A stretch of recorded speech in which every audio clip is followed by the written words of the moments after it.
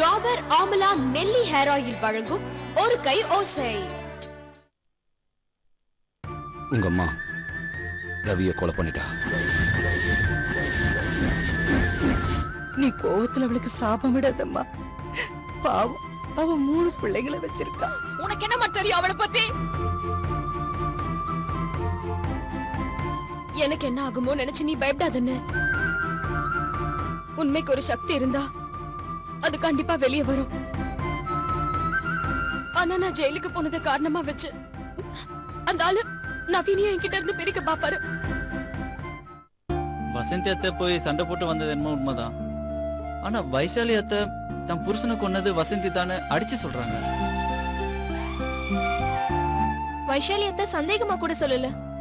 வசந்தி சித்தி தான் இந்த கொலைய பண்ணாங்கன்னு அவங்களே நேர்ல பார்த்த மாதிரி உறுதியா சொல்றாங்க. நிச்சயமா இருக்காது அகிலா. வசந்தி அக்காவை பத்தி அவங்க புரிஞ்சுக்கிட்டது அவ்வளவுதான். வசந்தி அக்கா மனசால கூட யாரும் கெட்டு போகணும்னு நினைக்க மாட்டாங்க. அவங்க குடும்பத்திலேயே எவ்வளவு பிரச்சனை இருக்கும்போது நரேனும் அகிலா அண்ணியும் சேரணும்னு ஆசைப்பட்டு அதுக்காக முயற்சி பண்ணாங்க. சில நேரத்துல அப்பா கிட்ட கூட கெட்ட பேர் வாங்கிக்கிட்டாங்க. உண்மைதான் சுனிதா. வசந்தி சித்தி இல்லன்னா நானும் நரேனும் வாழ்க்கையில திரும்ப ஒண்ணு சேர்ந்திருக்கவே முடியாது. அப்படிப்பட்டவங்க வைசாலி அத்தைக்கு போய் கெட்டதை நினைப்பாங்களா? வைசாலி அத்தை புருஷனை இழந்து தவிக்கணும்னு ஒரு நாள் வசந்தி சித்தி நினைக்க மாட்டாங்க. வைசாலி ஆண்டி தான் அதை புரிஞ்சுக்காம வசந்தி சித்தியை திட்டி திட்டி சாபம் விட்டுக்கிட்டே இருக்காங்க. அவங்களுக்கு எப்படி சொல்லி புரிய வைக்கிறதுன்னு எனக்கு தெரியல. பேசிட்டோம். எத்தனை நாள் பேசுவாங்க?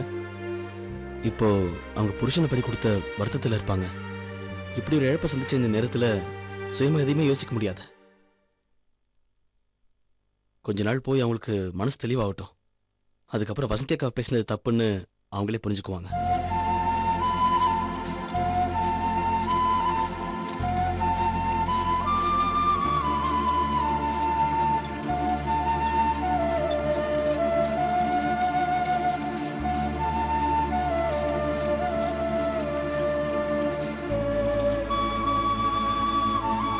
அகிலா, நானும் உங்கள் அம்மா வீட்டுக்கு வந்து துக்கம் விசாரிக்கணும்னு நினச்சேம்மா. அவங்க கஷ்டத்தில் பங்கெடுத்துக்கணும்னு மனசார நினச்சேம்மா. ஆனால் நான் இப்போ இருக்கிற நிலைமையில பரவாயில்ல மாமா. நம்ம குடும்பத்து சார்பாதான் நானும் நரேனும் போயிட்டு வந்துட்டோம்ல.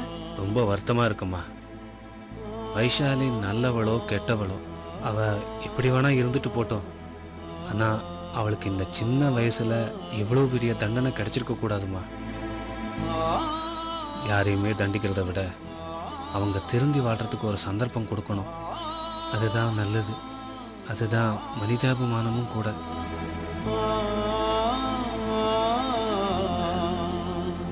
நீங்களாம் எனக்கு கொடுத்த மாதிரி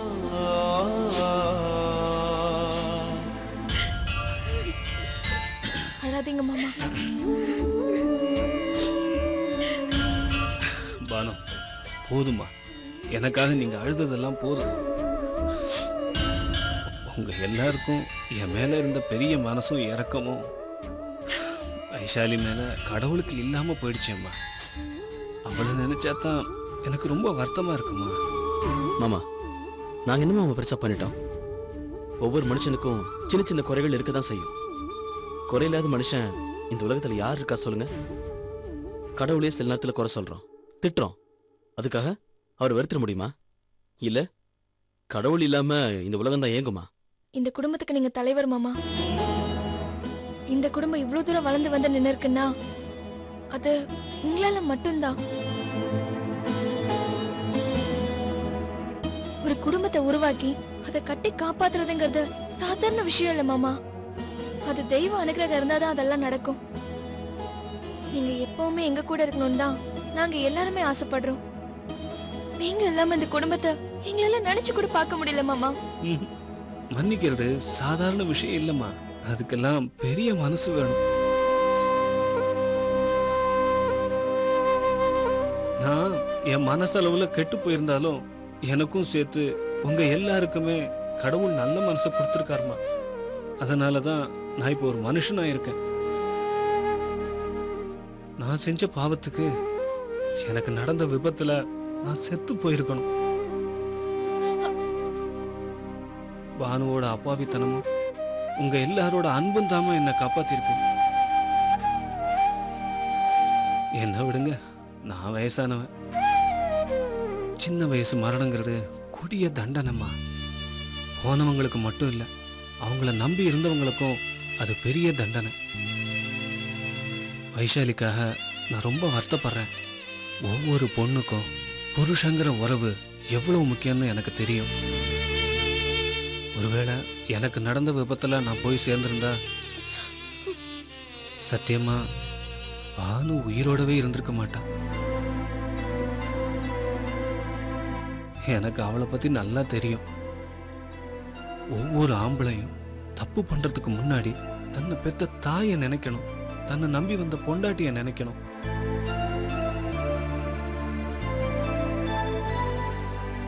தன்னை நம்பி பிறந்த மகளை நினைக்கணும். அப்படி நினைச்சா எந்த ஆம்பளைக்கும் தப்பு பண்ணணுங்கிற நினைப்பே வராது.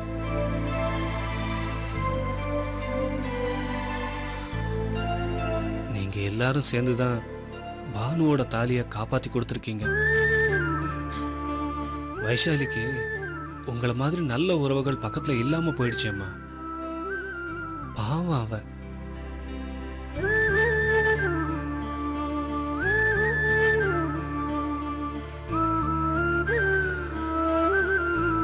ஆமா அகிலா, இப்போ வசந்தி எங்க இருக்கா?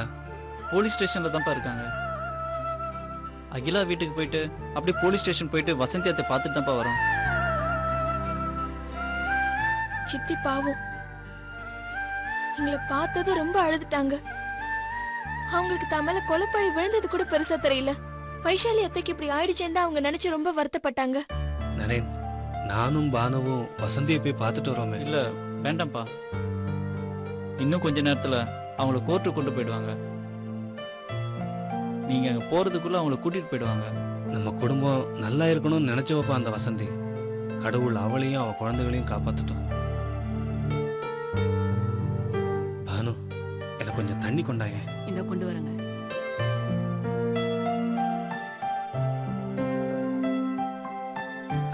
டேய், எனக்கு தெரிஞ்ச ஒரு லாயர் இருக்காரு.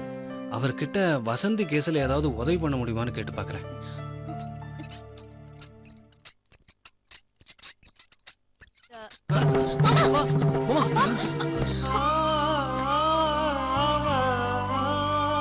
அத்தை,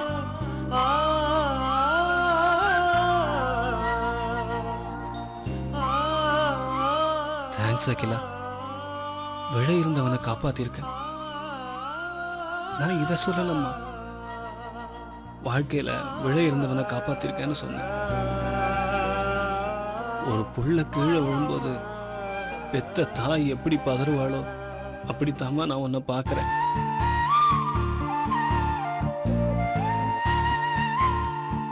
இந்த பார்வை எனக்கு முன்னாடியே இருந்திருந்தா எனக்கு இந்த நிலைமை வந்திருக்காதுல்ல.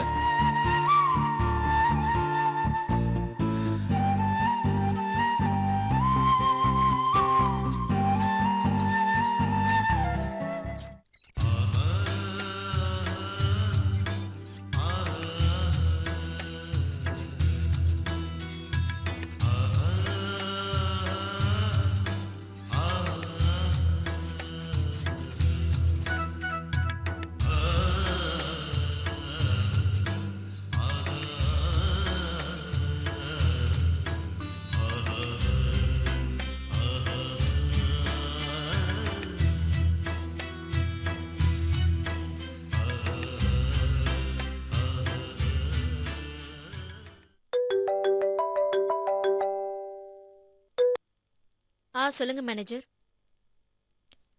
எஸ்டேட் லைசன்ஸ் ரெனியூல் பண்ணணுமா? இன்னும் எத்தனை நாள் இருக்கு? 15 நாளா? சரி, நான் பாத்துக்கிறேன். நோ, நான் ஊட்டிக்கு வரத்துக்கு இன்னும் நாளாகும். இங்க முடிக்க வேண்டிய வேலைகள் நிறைய இருக்கு. நான் வரப்போ சொல்றேன். வா பெருசு. அப்புறம் எந்த கோயிலுக்கு போன? குன்றத்தூர் கோயில் வரைக்கும் போயிருந்தேன். அப்படியா? நமக்கு கெடுதல் பண்ணவங்களை அழிக்கணும்னு கடவுளே சொல்லியிருக்காருல. விஷ்ணு 10 அவதாரம் எடுத்து அரக்கர்களை அழிச்சிருக்காரு. முருகன் சூரன் அழிச்சத ஒரு திருவிழாவா கொண்டாடுறோம். கிருஷ்ண நரகாசுரனை அழிச்சத ஒரு பண்டிகையாவே கொண்டாடுறோம். ஆக நமக்கு துரோகம் பண்றவங்களை அழிக்கிறது தப்பே இல்லைன்னு நாம வணங்குற கடவுளே நமக்கு சொல்லியிருக்காரு. நமக்கு கெடுதல் பண்ணவங்கள கடவுள் பார்த்து பாருங்கிறதாம்மா அதோட தத்துவம். நீ அதை தப்பா புரிஞ்சு வச்சிருக்க. கடவுளுக்கு தாம்மா தண்டிக்கிற உரிமை இருக்கு, மனுஷனுக்கு மன்னிக்கிற உரிமை மட்டும்தாம்மா இருக்கு. கடவுளுக்கு இருக்கிற உரிமைய நீ எடுத்துக்கணும்னு நினைக்கிறது தப்புமா. நீ ரொம்ப ஓவரா ஃபீல் பண்ற பெருசு. நான் நடக்கிற பாதையில முள்ளோ கல்லோ இருந்தா அதை எடுத்து போட்டு போயிட்டே இருப்பேன். அதான் என்னோட பாலிசி. என் பாதை எனக்கு தெளிவா இருக்கணும். பாவம் புண்ணியம் அதுல எனக்கு நம்பிக்கையே இல்லை. பரவாயில்லம்மா, நேத்து நான் கோயிலுக்கு போயிருந்தப்ப கூட உனக்காக தான் வேண்டிக்கிட்டு வந்தேன்.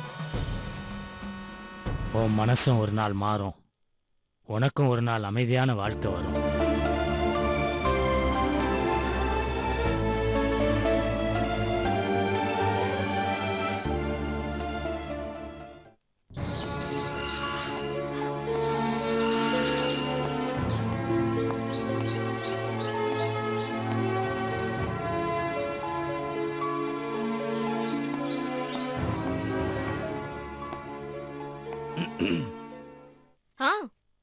வாங்க மிஸ்டர் விக்ரம்.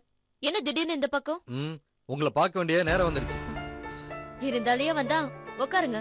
விசாரணைக்குன்னு வந்திருந்தா வந்த விஷயத்த சொல்லுங்க. பரவாயில்லையே, ரொம்ப ஷார்ப்பா இருக்கீங்க. இல்லனா இந்த நிலைமைக்கு வந்திருக்க முடியுமா? சரி ஓகே, பாலு இருக்காரா? அவரை நான் பார்க்கணும். எந்த பாலு கேக்குறீங்க? உங்களுக்கு எத்தனை பாலு தெரியும்? அந்த பேர்ல எனக்கு யாரையும் தெரியாது விக்ரம். யாருன்னே தெரியாம தான் 6 மாசம் ஊட்டியில உங்க வீட்டுல வச்சிருந்தீங்க. சரி, கோடிக்கணக்கான சொத்துக்கள்லாம் விட்டுட்டு இங்க செட்டில் ஆக வந்திருக்கீங்களே, அது யாருக்காக? நீங்க இன்ஸ்பெக்டர் தான், இன்கம் டாக்ஸ் ஆபீசர் இல்லையே. அது எனக்கும் தெரியும். I know my limits. நீங்களும் பிஸியா இருக்கீங்க, நானும் பிஸியா இருக்கேன். பாலு கூப்பிடுங்க. பாலு, பாலு கூப்பிட்டேன் சார். என்ன நக்கலா? உங்க கால்குலேஷன் எப்பவும் தப்பாவே இருக்கு இன்ஸ்பெக்டர். இத பாரு, பாலு ஊட்டியில இருக்காருன்னு தெரிஞ்சுதான் நான் வந்திருக்கேன். அதை நிரூபிக்க தான் எனக்கு கொஞ்ச நாள் தேவைப்பட்டுச்சு. வசந்தி கிட்ட இருந்து நவீன பாலு தூக்க போறாருன்னு எனக்கு 1 மணி நேரத்துக்கு முன்னாடி தெரியும். அதான் காருக்குள்ள பொரிய வச்சு அவரை தூக்கினேன். விக்ரம், நான் கேக்குறேன்னு தப்பா நினைக்காதீங்க. உங்களுக்கு வசந்தி விட்ட வேற கேஸே இல்லையா? வசந்தி ஒருத்திக்காகவே உங்களை இன்ஸ்பெக்டர் அப்பாயின்மெண்ட் பண்ண மாதிரி இருக்கு. நானும் கேக்குறேன்னு தப்பா எடுத்துக்காதீங்க. ஊர்ல எத்தனையோ ஆம்பளைங்க இருக்காங்க. பாலுவோட அழகா அறிவா உங்களுக்கு வேற யாருமே கண்ணுல படலையா? ஒரு பாலுவனை தூக்கினாலதான் வசந்தி ஸ்டேஷன் வரைக்கும் வர வேண்டியதாயிருச்சு. நாங்களும் சந்திக்க வேண்டியதாயிருச்சு. ஆனா ஒண்ணு, வசந்தி பக்கம் நியாயம் இருக்கிறனாலதான் நான் அவங்களுக்கு சப்போர்ட் பண்றேன். வசந்தி இடத்துல வேற எந்த பொண்ணு இருந்திருந்தாலும் இதுதான் நடந்திருக்கும். சரி, நான் கேட்ட கேள்விக்கு பதில் சொல்லல. பாலு எங்க? பாலு நானும் பிரிஞ்சு ரொம்ப நாள் ஆச்சு. பரவாயில்லையே, என்னுடைய விசாரணையில இம்ப்ரூவ்மெண்ட் தெரியுது. ஆரம்பத்துல பாலு யாருன்னு கேட்டீங்க, இப்போ பாலு நானும் பிரிஞ்சிட்டேன்னு சொல்றீங்க. சரி, இப்போ அவர் எங்க இருக்காருன்னு தெரியுமா? அது எனக்கு தெரியாது. அவரு தன் பிள்ளைங்களோட தனியா போயிட்டாரு. சோ பாலுக்கும் உங்களுக்கும் இப்போ எந்த தொடர்பும் இல்ல, அப்படித்தானே? இந்த அம்பளி மாமா கதையெல்லாம் நான் ஏற்கனவே படிச்சு முடிச்சிட்டேன். மிஸ்டர், உங்ககிட்ட விளையாடுறதுக்கு எனக்கு நேரமும் இல்ல, அதுக்கான அவசியமும் இல்ல. எனக்கும் பாலுக்கும் எந்த தொடர்பும் இல்ல, எந்த அவசியமும் இல்ல. ஓகே, உங்களுக்கும் பாலுக்கும் எந்த தொடர்பு இல்லாம இருக்கலாம். ஆனா அந்த வீட்டுல நடந்த கொலைக்கும் உங்களுக்கும் சம்பந்தம் இல்லாம இருக்க முடியாது. ஏன்னா அந்த வீடு உங்களுடையது. இங்க பாருங்க, இந்த கொலையை விசாரிக்கிறதுக்கு வேற ஒரு இன்ஸ்பெக்டர் இருக்காங்க. உங்களுக்கும் இந்த கேஸுக்கும் எந்த சம்பந்தமும் இல்ல. அதையும் மீறி என்ன டார்ச்சர் பண்ணீங்கன்னா, வசந்தி மேல இருக்கிற சம்பந்தம் இல்லாம இந்த கேஸ்ல இழுக்க பாக்குறீங்கன்னு நான் சுப்ரீம் கோர்ட் வரைக்கும் போவேன். உங்களை இந்த யூனிஃபார்மை மாட்ட விடாம பண்ணிடுவேன். ஐயோ மேடம், ப்ளீஸ் மேடம், அப்படி எதுவும் பண்ணிடாதீங்க மேடம். அப்புறம் எங்க வீட்டுல அடுப்பு எரியாது மேடம். எத்தனையோ வீட்டுல ஒளி ஏற்றி வச்ச நீங்க எங்க வீட்டுல எரியற குத்து விளக்கு அணைச்சிடாதீங்க மேடம், ப்ளீஸ் மேடம்.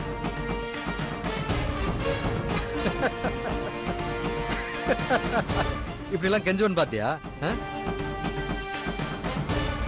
இந்த யூனிஃபார்ம விரும்பி போட்டிருக்கேன். 1ஆம் தேதி ஆனா அரிசி வாங்கணுமேன்னு போடல, புரியுதா?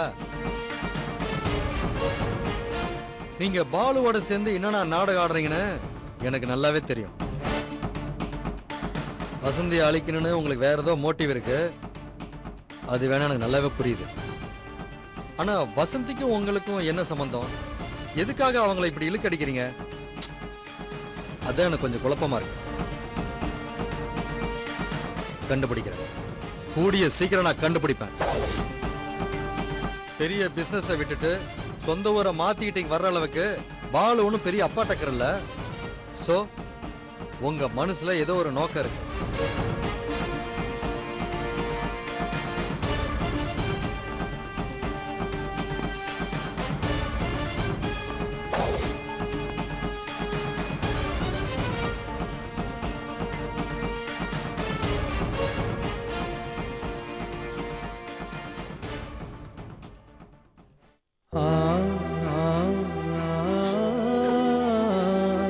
நவீன்,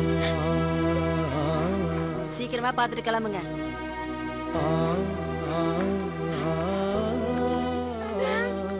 நவீன்.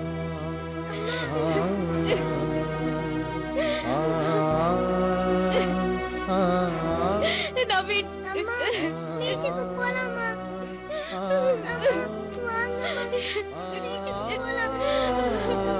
வசந்தி, நவீன் உன்னை பார்க்கணும்னு சொன்னாம்மா. நான் எவ்வளோ சமாதானப்படுத்தி பார்த்துட்டேன், முடியல. வேற வழி இல்லாம தான் இங்க கூட்டிட்டு வந்தேன்.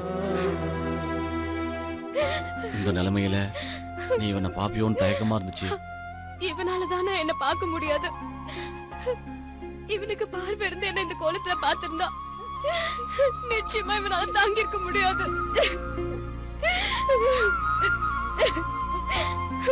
அந்த கடவுள் ஒரு தீர்க்கதரிசி, பின்னாடி இப்படிலாம் பார்க்க வேண்டி வரும்னு தான் ஆரம்பத்திலே என் குழந்தையோட பார்வையை பறிச்சுட்டான். அழாதடா கண்ணா.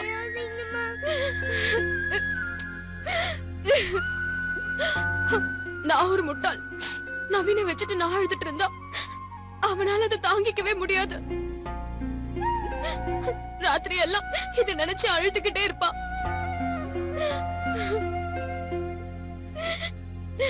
நான் அழ மாட்டேன். அம்மா எப்பமா வீட்டுக்கு வருவீங்க? அழாதடா, வரேம்மா, கூடிய சீக்கிரம் வந்துருவேன். இங்க பாரு, நீ அது வரைக்கும் பாட்டி, மாமா, அத்தை இவங்க பேச்செல்லாம் கேட்டு நடந்துக்கணும். நீ எதுக்கும் பயப்படக்கூடாது, அழக்கூடாது. அம்மா உங்களை ஏம்மா இங்க கொண்டு வந்து வச்சிருக்காங்க? நீங்க வீட்டுக்கு வாங்கம்மா, நம்ம வீட்டுக்கு போலாம். அழக்கூடாது நவீன். வாழ்க்கையில எது நடந்தாலும் நீ அழவே கூடாது. நீ அழுதா அப்புறம் நானும் அழுதுருவேன். இல்லம்மா, நான் அழ மாட்டேம்மா. நீங்க வீட்டுக்கு சீக்கிரமா வந்துருங்கம்மா. நீங்க இல்லம்மா வீட்டுல இருந்து எனக்கு பிடிக்கவே இல்லை. நீங்க தவும் இல்லை, நவ்யாவும் இல்லை. எனக்கு தனியா இருக்க பிடிக்கலம்மா. நவீன், இத பாரு, அம்மா தான் சீக்கிரமா வந்துடுறேன்னு சொல்றாங்கல்ல, தைரியமா இருக்கணும். அம்மா கிட்ட பேசிக்கிட்டு நான் இன்ஸ்பெக்டர் பார்த்து பேசிட்டு வந்துடுறேன். அம்மா சீக்கிரம் வந்துருவேன். நீ எதுக்கும் கவலைப்படக்கூடாது. என்ன மேடம், என் தங்கச்சி ஒரு அப்பாவி, செய்யாத தப்புக்கு அவன் மேல பழி வந்துருச்சு. மாமா அந்த பேச்செல்லாம் கேட்டு நடு. நீங்க தான் அப்படியாச்சும் மனசை வச்சு உங்களுக்கு கஷ்டம் என் கொடுக்க தங்கச்சி அப்படியா. இந்த விஷயத்துல எங்களால ஒண்ணும் பண்ண முடியாது சார். உங்க தங்கச்சி மேல பரிதாபப்படலாம், அதை தவிர என்னால ஒண்ணும் பண்ண முடியாது சார். இன்னும் கொஞ்ச நேரத்துல கோர்ட்டுக்கு கொண்டு போயிடுவோம். நாங்க ரிமாண்ட் பண்ணதுக்கு அப்புறம் நீங்க ஜாமீன் மூவ் பண்ணுங்க. நான் வேணா ஒரு நல்ல வக்கீல சொல்றேன், போய் பாருங்க. அழக்கூடாது கண்ணா. அம்மா சீக்கிரம் வந்துருவேன்.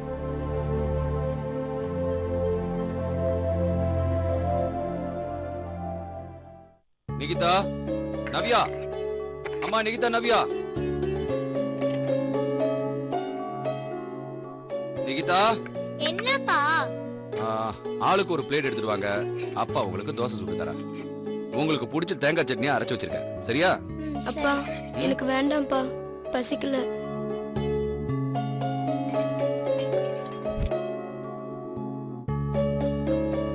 இங்க பாரு நிகிதா, எதை பத்தியும் நீ கவலைப்படாத. அப்பா நான் இருக்கல்ல. நான் இருக்கும்போது நீ எதுக்காக பயப்படுற?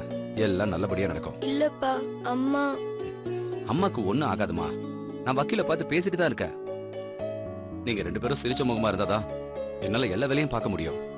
நீங்க டல்லா இருந்தா அப்புறம் என்னாலயும் ஒண்ணும் செய்ய முடியாம போயிடுமா. சரிம்மா, வா பிளேட் எடுத்துட்டு 2 பேரும் சாப்பிடுவாங்க. நவ்யா, தேங்காய் சட்னி இருக்கு பாரு அதுல. சரியா?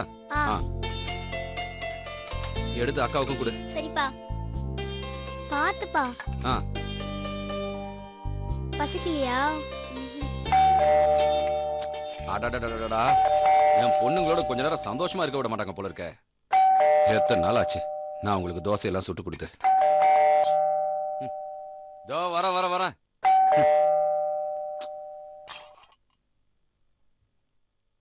யாரா இருக்கும்?